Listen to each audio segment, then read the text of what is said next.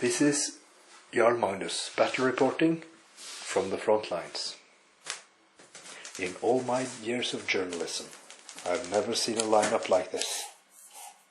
It happens to be my own, and the Sylvan Elves have deployed first for a 9th age battle. The battle hymns are singing in the air, as the arrows will soon be flying.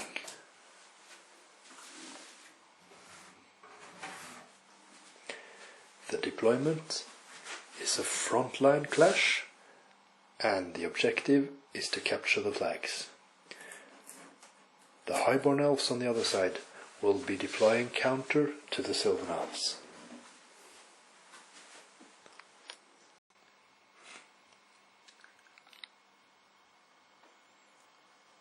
The highborne elves choose to bunch up in a corner, since they know the Sylvan Elves will be on the offensive from turn 1.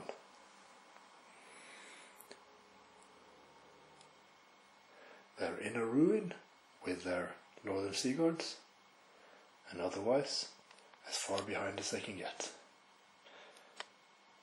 Turn 1, Sylvan Elves. The Sylvan Elves are advancing on the highborne elves. They get off only oaken throne, nothing else in the magic phase. Partly because the highborne elves player placed himself very defensively out of the march move and range of the cosmology mage. But the Sylvan Elf player also rolled very poorly when trying to put the hereditary spell on the forest rangers. 3 dice did not go off on the large version. You probably should have cast the low version, what do you call it? Definitely. That would have succeeded. 2 wounds on one of the Seaguard Reapers from the Pathfinders, and that's it. The Forest Rangers vanguarded, and the Wild Huntsmen are up there as well. So this will be a harrowing first round, or second round, or third round. The Sylvan Elves face a strategic defensive high elf force which moves up on the flank, where they only face the Sylvan archers, and an impossible terrain feature between them and the rest of the Sylvan army. And they fire ahead at the Wild Huntsmen. They fall down to the last rider. They also kill 9 Forest Rangers by shooting from this unit alone, the Sea Guards, with 2 magical bows on the characters. There are 4 characters: Master of Cranach Tower, an Adept Pyromancer, and a BSB, Queen's Companion. Correct. In this Sea Guard unit. So it offers heavy firepower. Firepower which is hard to resist. Ja, har du sett han? Did the highborne elf player see the avatar of nature lurking behind the impassable terrain when he charged with a dragon? He did. The Forest Rangers got Summer's Growth cast on them, and the Spearmen charged them.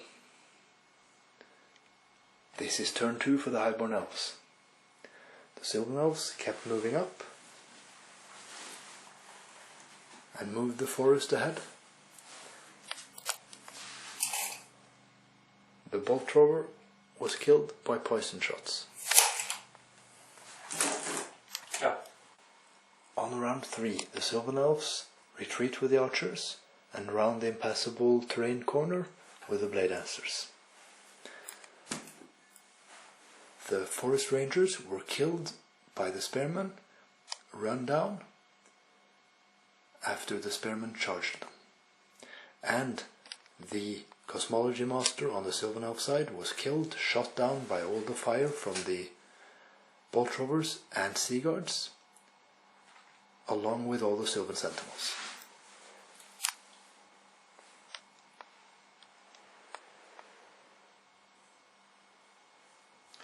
Round 3 for highborne elves. The white lions get off a raven swing spell. The spearmen are advancing as well. The dragon switches over to protect the northern sea guards, presumably, and 5 Dryads are killed from fire from the northern sea guards. Turn 4 for Sylvan elves now. On turn 4, the Sylvan archers turn away. Again. The Avatar of Nature gave the white lions a 15 charge. They tried to take that on their turn 4. Other than that, the Treemann shot down 3 spearmen, elven spearmen on the other side of the impassable, and the Dryads cast entwining roots on the sea guards, so they'll have -2 to hit. The dragon moves strategically, and the reavers chaff the Dryads. The mage pyromancer moves behind to the Queen's Guard unit. The magic raven swing is cast on the white lions, so they are out of charge arch. Or the Avatar of Nature anyway cannot charge past the impassable. There's only 1 wound picked off the Dryads and 1 wound of an archer unit in this round. Things are cooling down, except in the maneuvering theatre of the game. Turn 5 for the Sylvan elves now.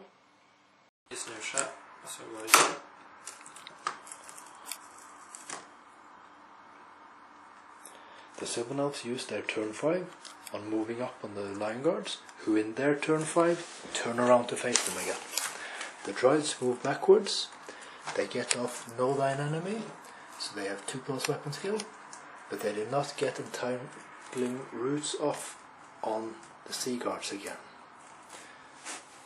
There are no charges in either turn 5 of the Sylvan or highborne elves. The Dryads are reduced to 1 rank and file after the 5th round of the highborne elves. Now the last round, 6th. The Tremann has a lucky round against the white lions, only losing 2 wounds. The multiple wounds didn't do more than 2 for the one getting through. He has Know Thine Enemy cast on him. And no, he has cast Entwining Roots has been cast on the white lions. Know Thine Enemy didn't get through, but Summer's Growth did get through. In round 6 for the highborne elves, the dragon is charging and the spearmen are charging the Dryads. The sea guards move forwards. They do not want blade dancers in the flank of the white lions. The dragon is the only one who gets in. There was no space for the spearmen. If the spearmen would have gone in, there would have been no place for the dragon to get in. The white lions do kill the Avatar of Nature now, and the blade dancers are shot down. The Dryads stand against the dragon, and the Dryad matriarch who challenged it died. But there's no saving them from the consequences of the battle. They've lost the flag of 1 scoring unit. The highborne elves have lost none, and they've pretty much taken out the whole Sylvan elf army with their shooting. The pyromancy didn't do much proportionally, but the shooting was hyperbole effective.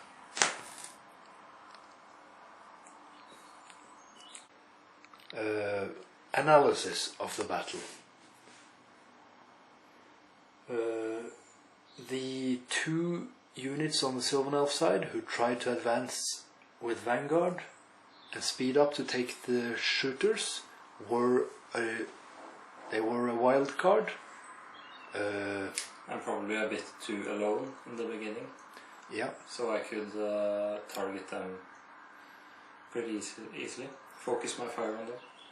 The highborne elf army has tremendous firepower, and they take out the weak units, that is the elven units of the Sylvan Elves, very quickly.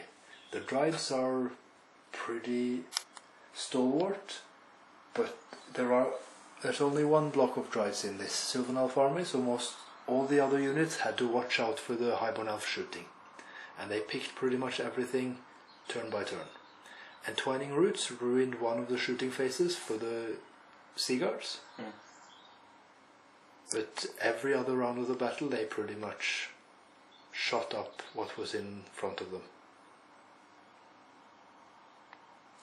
So the characters in the Sea Guard unit, together with the unit, they were the most valuable units in the game.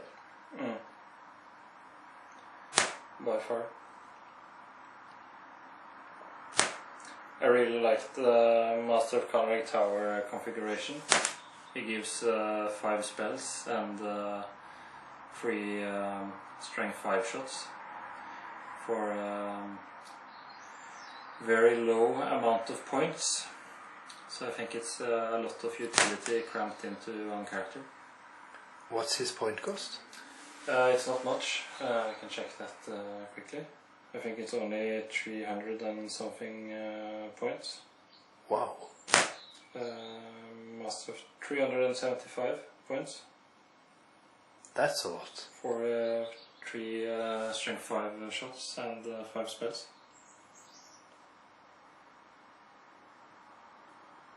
And then also having a Queen's Companion in the Sea Guard unit with the quick to fire, it makes them so much more effective. Definitely. Jørund, the ETC player from Kristiansand, has painted this Queen's Companion.